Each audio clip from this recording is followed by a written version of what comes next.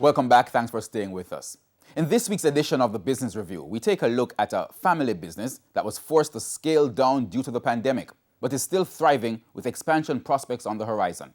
Here's Andrew Laidley with that report. T3J's Organic is a local cosmetology company operated by Julianne Brown. The business involves product manufacturing as well as spa services, all done locally.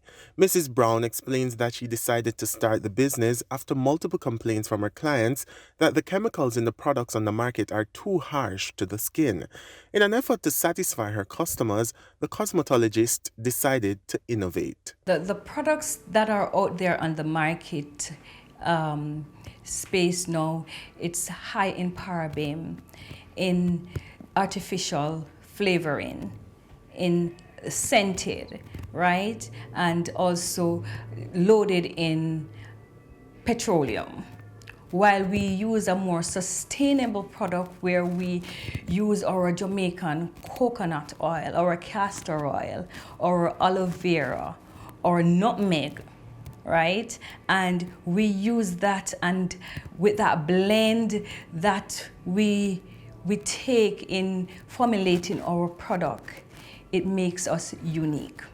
She says her products are certified by the Bureau of Standards Jamaica and the Scientific Research Council. In keeping with the brand Jamaica philosophy, all her ingredients are sourced locally in the Gordontown area of St. Andrew. We are Jamaicans and we have the natural herbs here, so we need to have that mindset that we can do it and not just a sample. She's also collaborating with other farmers across the island, as well as the Rural Agricultural Development Authority, RADA.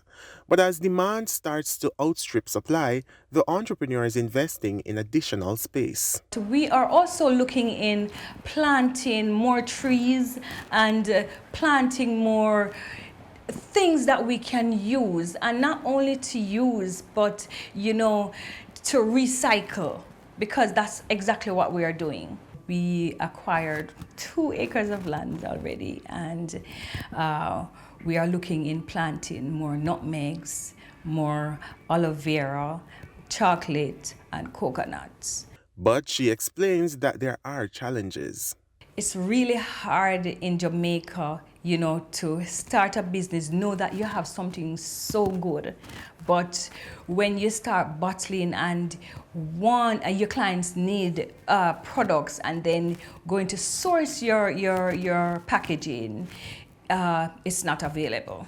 So that's a big challenge for us in this industry. We have bamboo.